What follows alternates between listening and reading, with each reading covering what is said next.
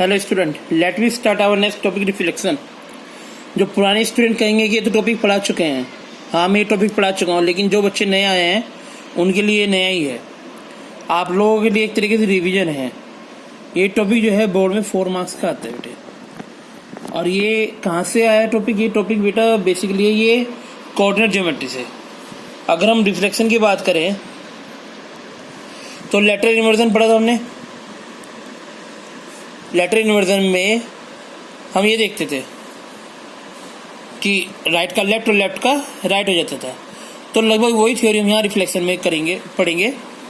सबसे पहले हम यहाँ एक्सिस पढ़ लेते हैं, कोऑर्डिनेट ज्योमेट्री का बेसिक पढ़ लेते हैं। That horizontal line is called X axis and vertical line is called Y axis. Again horizontal line is called X axis, vertical line is called y-axis. Where both line intersect each other is called, that point is called origin. Where both line intersect each other, that point is called origin. Now that both line divided 4 part, that each part is called quadrant. Both line intersected by 4 part, that 4 part is called the quadrant. Now let me see the sign of the quadrant. First quadrant है plus plus sign according this, second quadrant है minus plus sign, third quadrant minus minus, fourth quadrant plus minus. अब इसमें एक चीज और, distance from X axis, distance from X axis is called abscissa. Distance from y-axis is called ordinate. Distance from axis is called abscissa. Distance from y-axis is called ordinate. तो हमारे coordinate क्या होंगे?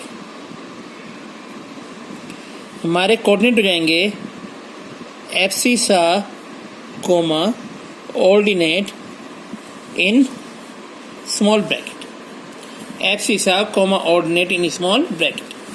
अब यहाँ हम अगर हम एक्स एक्सिस की बात करें, यानी इस लाइन पर बात करें, तो कोऑर्डिनेट एंड एक्स एक्सिस क्या होते हैं? क्योंकि यहाँ पर सिर्फ हम हॉरिजॉन्टल लाइन की बात कर रहे हैं, तो वहाँ पर वाई एक्सिस का कोऑर्डिनेट 0 हो जाता है, तो हमारे कोऑर्डिनेट होंगे x, 0।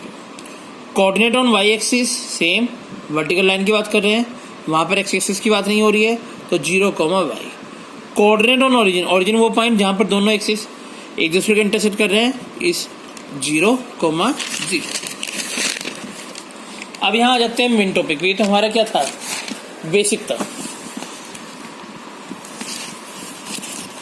अब ये मेन टॉपिक, यानी कि अगर हम यहाँ रिफ्लेक्शन करते हैं, रिफ्लेक्शन क्या है कि अगर P एक पॉइंट है जिसके कोऑर्डिनेट x, y है और वो x एक्सिस पे रिफ्लेक्ट हो रहा है, तो उसके कोऑर्डिनेट क्या हो जाएंगे?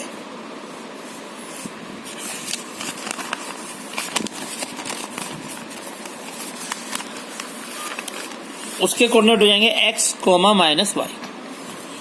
अगर P कोई पॉइंट है उसके कोऑर्डिनेट x, y है और y एक्सिस पे रिफ्लेक्ट हो रहा है, तो उसके कोऑर्डिनेट हो जाएंगे -y। यहाँ डिफरेंस समझिए बेटा कि x एक्सिस पर जब भी रिफ्लेक्ट होगा पॉइंट, तो पीछे वाले यानी ऑर्डिनेट के साइन चेंज होंगे।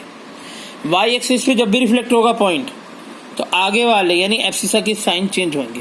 यहाँ सिर्फ साइन चेंज हो रहे हैं, वैल्यू नहीं चेंज हो रही है। यानी कि अगर कोई 2 है तो 2 ही रहेगा, ये 2 का क्या हो जाएगा? -2 हो जाएगा। चलिए अगर हम ओरिजिन की बात करते हैं, x, y है, तो दोनों के साइन चेंज होंगे, एब्सिसा के भी और ऑर्डिनेट के भी। अब थोड़ा सा एग्जांपल के थ्रू समझ लेते हैं। P एक पॉइंट है जिसके कोऑर्डिनेट 1, 2 है, x एक्सिस पे रिफ्लेक्ट हुआ, तो हमने कहा था ऑर्डिनेट यानी पीछे वाले के साइन चेंज होंगे, तो इसके साइन होंगे 1, -2। फिर वही P एक पॉइंट है जिसके कोऑर्डिनेट 1, 2 है, y एक्सिस पे हमने कहा आगे वाले के साइन चेंज होंगे -1, 2। अगर ऐसे ही ओरिजिन पे चेंज करेंगे तो दोनों क्या हो जाएंगे? -1 और -2।